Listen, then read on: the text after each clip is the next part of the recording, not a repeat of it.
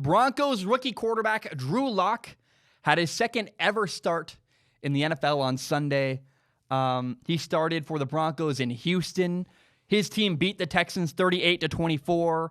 And statistically, Drew Lock was outstanding.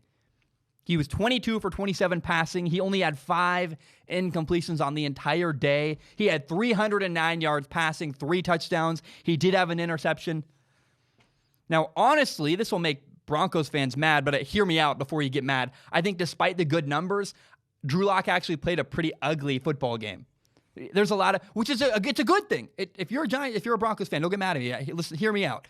It's a good thing. If your quarterback can succeed and make a ton of mistakes and look kind of ugly at times, it means he's got a lot of room to grow, which means we're nowhere near the ceiling for Drew Lock, the Giants, Drew Lock, the Broncos head coach.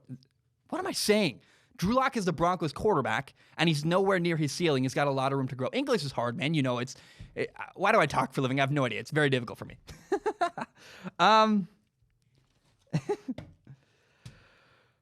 Before I dive into the technical football stuff, the nerdy football stuff, I want to explain to you something I saw that made me believe in Drew Lock. It's not about footwork or his throwing ability or his decision-making.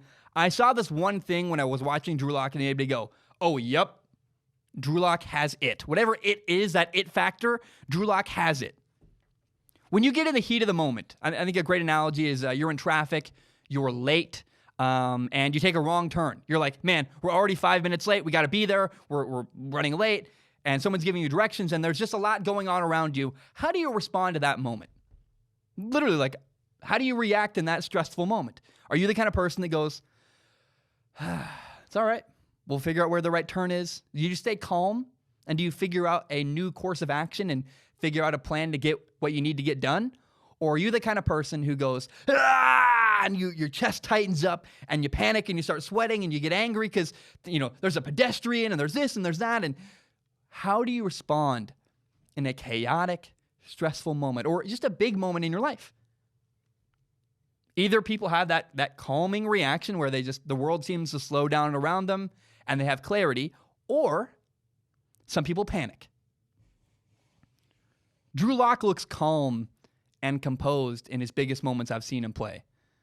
Drew Lock he's got it, man. Drew Lock in his second start in the NFL on the road in Houston, this gigantic, massive, towering building on the road, looked totally calm. Looked like he actually looked like he had fun. Drew Lock, to me, I was like, man, this guy, Drew Lock, has it. He can ball. He's the kind of guy that when the world gets stressful, when there's a big, important moment going on, he doesn't start sweating bullets. His chest doesn't tighten up. In fact, Drew Lock smiles, has fun, and just keeps moving forward. That is why I believe in Drew Lock, aside from football. Now, let's talk about football. I want to offer a warning to Broncos fans.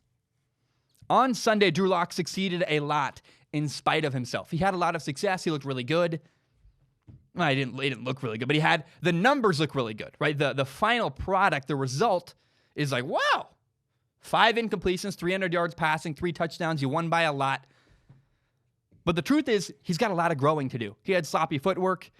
He was falling away from his throws. He had an bad interception late in the game where he forced a throw into double coverage.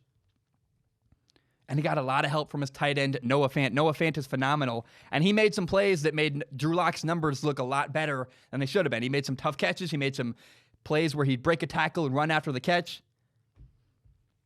And Drew Lock was relying very heavily on that wristband. It was a thing that the announcers kept talking about. You could see it, man. The guy is checking his wristband constantly. And he's not, what that means is he's not like trying to remember the play. He's trying to remember, okay, you gave us this formation. Where is the tight end line up? Do I have a motion on this play? The little fine details. He knows the play generally. It's the little things that Drew Lock clearly hasn't mastered yet. Where is this guy going? Is this, Z motion? Does that mean Z goes this way? He's checking things to make sure, and he's probably a lot of time maybe even doing it out of a nervous tick.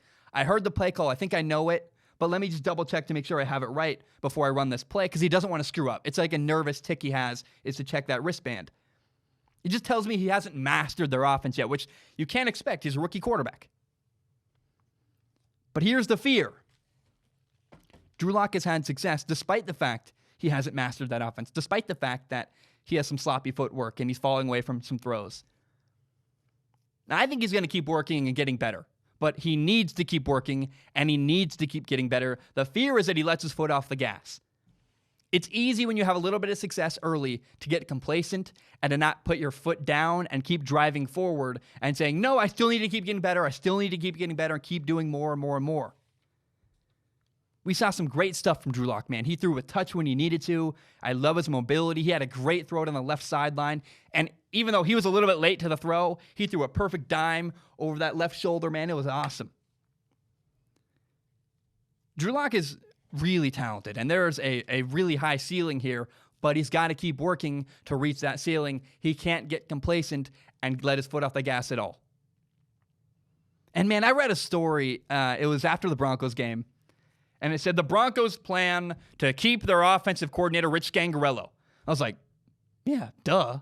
Of course they're going to keep Rich Scangarello. I think if that's I didn't realize that was literally the narrative that people like, should we fire our offensive coordinator?